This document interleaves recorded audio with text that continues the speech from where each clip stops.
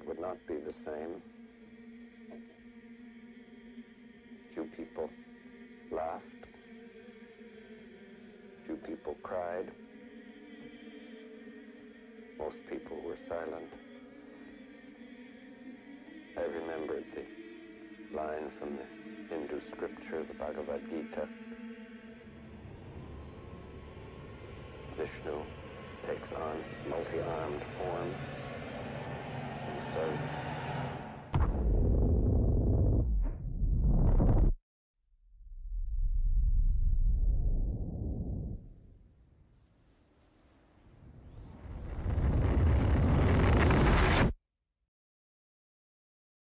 "Now I am become death, the destroyer of worlds."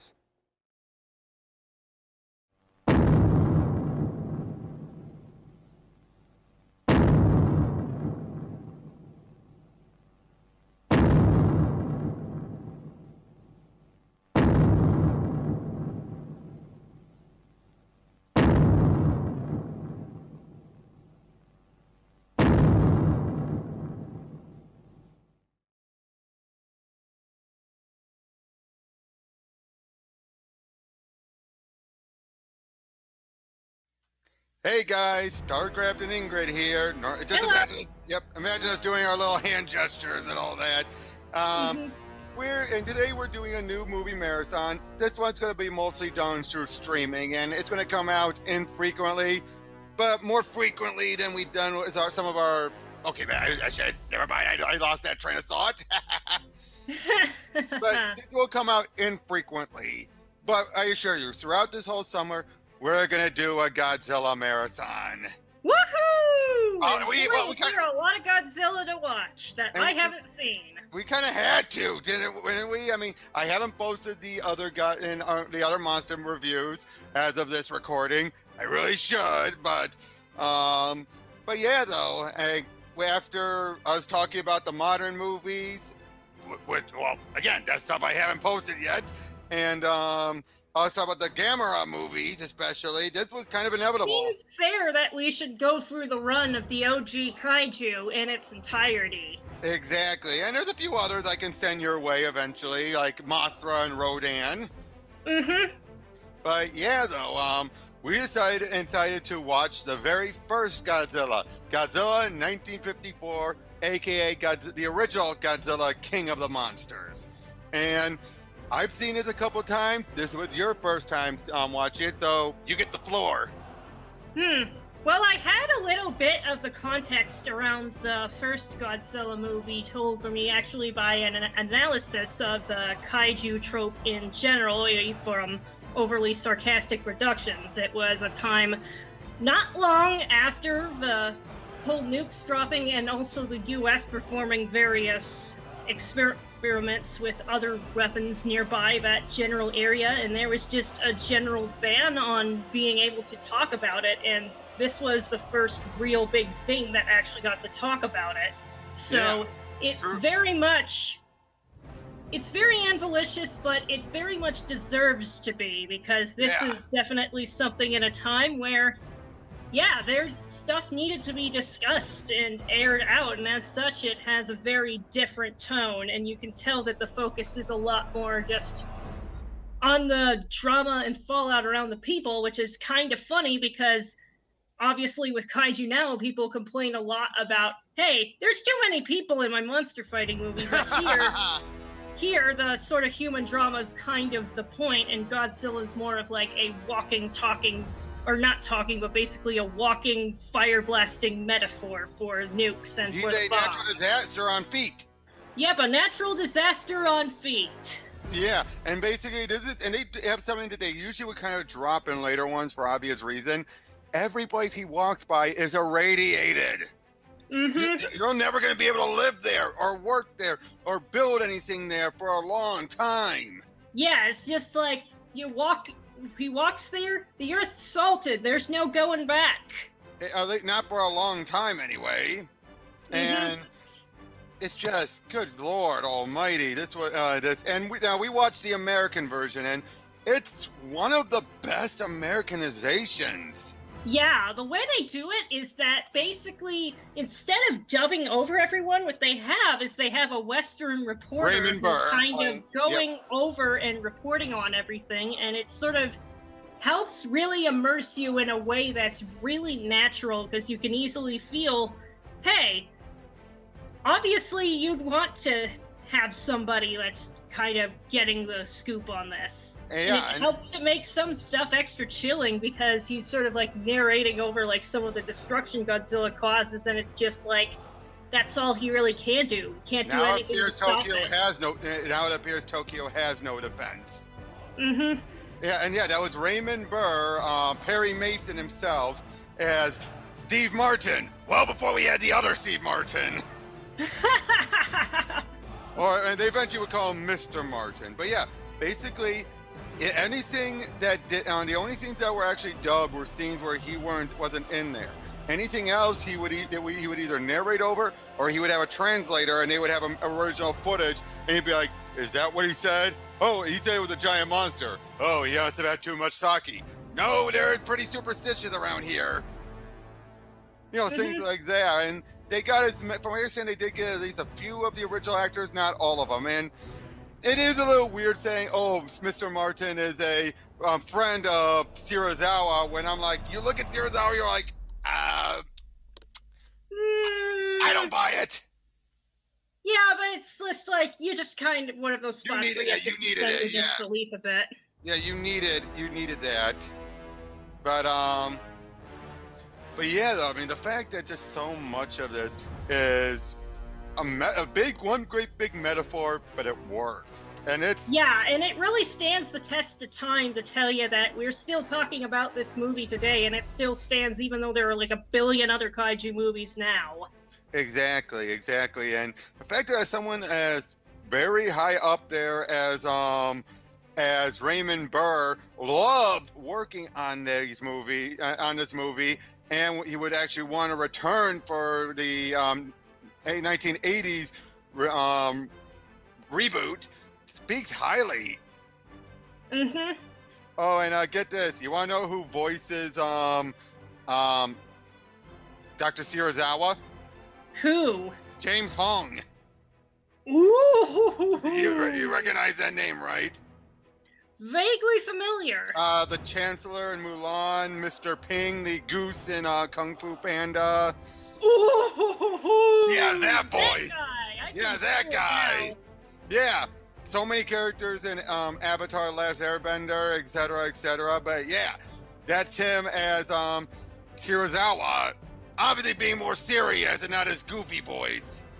Oh yes, indeed. And man, Serizawa is just such a badass in so many ways, and not just because he has an eye patch.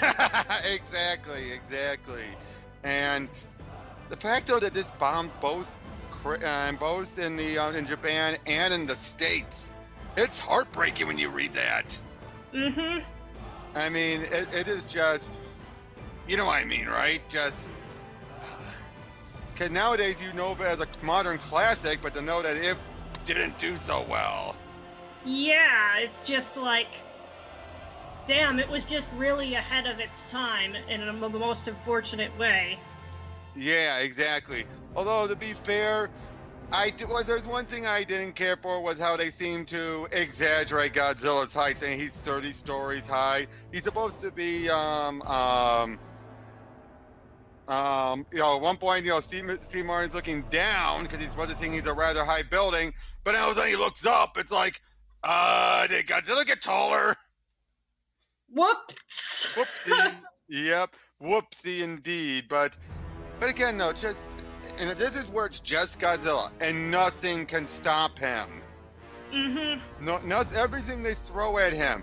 It does feel like this is doomsday for Japan, and maybe the whole world if they don't stop him.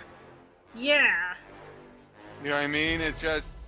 You really feel that anxiety. It's just like, I think the thing that really got to me is that there were also some like Japanese reporters who were like reporting till the very end, and then Godzilla just takes out the radio tower. Exactly. And there's a moment where you think Martin died. Yeah, where it's just like, oh, no, my man. Nah, he's all right, but he's all right then. It's just like, but damn, they really have been going for a minute there. Now, it does feel, though, like the resolution does kind of come...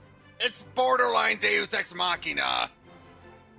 Like, they were building it up, but it still feels a little bit like, here's what we could use to stop him. This weapon I have that only I know how to make. Which, again, it's both part of the symbolism, but let's be honest, it does feel a little pulled out of their ass. Wouldn't you say? A little? Not a lot, just a little.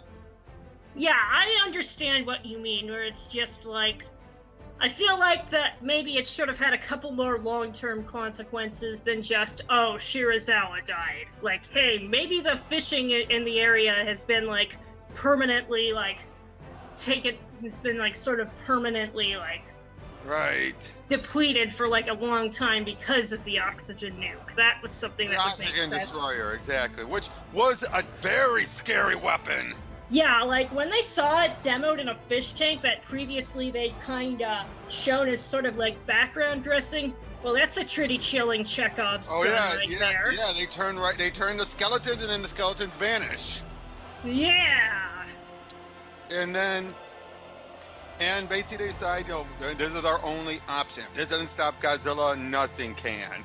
And basically what it does is, it basically just turns, you know, oxygen into a weapon, creating these bubbles that basically dissolve everything. Now, just to make this clear, that when Godzilla does die, and yeah, the fact you have it come up for a brief moment, you're like, oh geez, before it goes down, and puts its hand down on the rock before it turns to a skeleton and vanish. That's the only time where the skeletons disappear. Turns out, nah, just imagine those bones are still there for later versions. Especially a particular one in the Millennium era, but we're way away from that.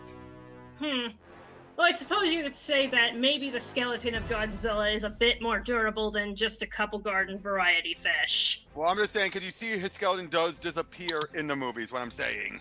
Oh. So I'm saying, that didn't happen. Alright then, fair enough. But again, the fact that all of this, it kind of gives this, you know, Steve Martin's, you know, his narration and everything, kind of gives a little bit of a documentary feel to it.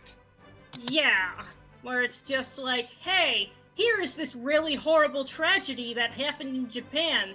Let's not try and do that again, guys. Exactly, and I can see why Raymond Burr loved working on this. So with that, it's like the message was so strong that he wanted to make, when he came to do the, we'll get back to this when we go way down the line when we get to Godzilla in 1985, but during that one, they wanted to have it be a bit more comical, and he said, back in 1955, when we shot the original, we took the nuclear undertones very seriously.